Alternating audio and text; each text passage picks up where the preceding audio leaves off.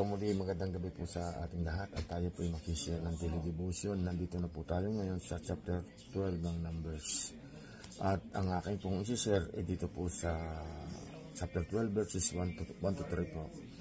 At sinasabi nga po sa talatang ito, nag-usap sina Miriam at Aaron laban kay Moises. Sinabi ni Miriam at Aaron ay nagsalita ng laban kay Moises dahil sa babaeng kusita ng kanyang pinakasalan, sapagkat siya ay nag-asawa nga ng isang babaeng taga-Kos. Ang sabi nila, sa pamamagitan lang ba ni Moises nagsasalita si Yahweh, hindi ba't sa pamamagitan din natin narinig ni Yahweh ang usapan nilang iyon? Si Moises naman ay isang taong mapagkumbaba, higit kanino mang nabuhay sa ibabaw ng lupa. Purihin po ang Panginoon sa pagkabasa po ng banal na salita. Glory to God po.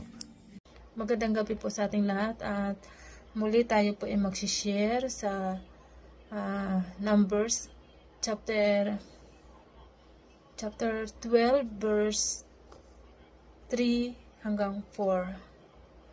Si Moises naman ay isang taong mapagkumbaba, higit kanino mang nabuhay sa ibabaw ng lupa.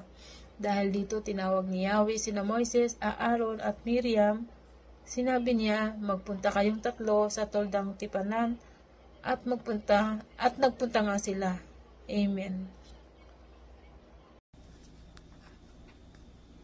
Magandang umaga po sa inyo lahat. Ang babasahin ko po ngayon, Numbers chapter 12 verse 5 to 6.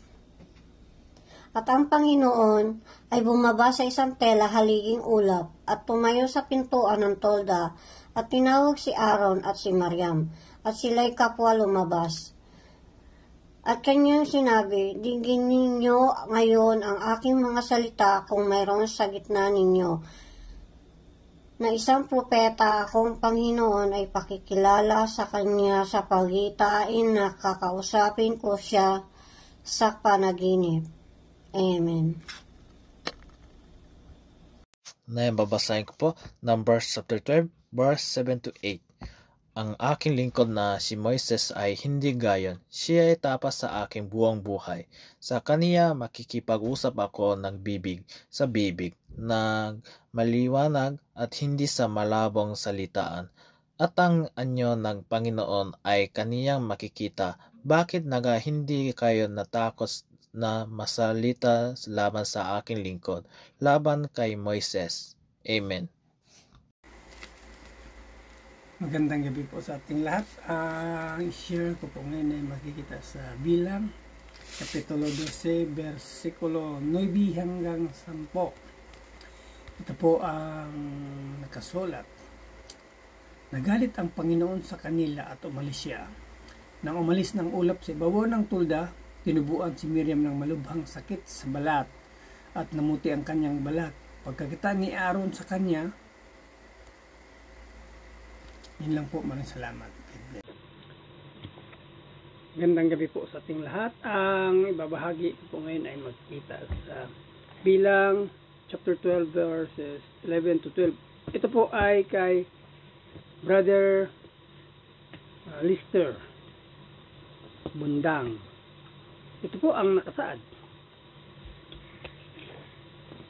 Sinabi ni Aaron kay Moises, pakiusap kapatid ko, huwag po ninyo kaming pahirapan dahil sa aming kasalanang nagawa naming ng may kahangalan. Huwag ninyong hayang maging tulad si Miriam ng isang batang patay na ipinanganak at bulok ang kalating katawan. Yun lang po, maraming salamat. God bless. Magandang gabi po mga kapatid. Ako po ay magbabasa ng Bible verse. Galing po ito sa Book of Numbers chapter 12 verses 13 to 14. Ang sabi dito, So Moses cried out to the Lord, Please, God, heal her. The Lord replied to Moses, If her father had spit in her face, would she not have been in disgrace for 7 days? Confine her outside the camp for 7 days. After that, she can be brought back. Purihin natin ang Panginoon. Maraming salamat po. Magandang pagpapalang gabi po sa ating lahat. Ako po ay babasa sa Bilang chapter 12 verses 15 to 16.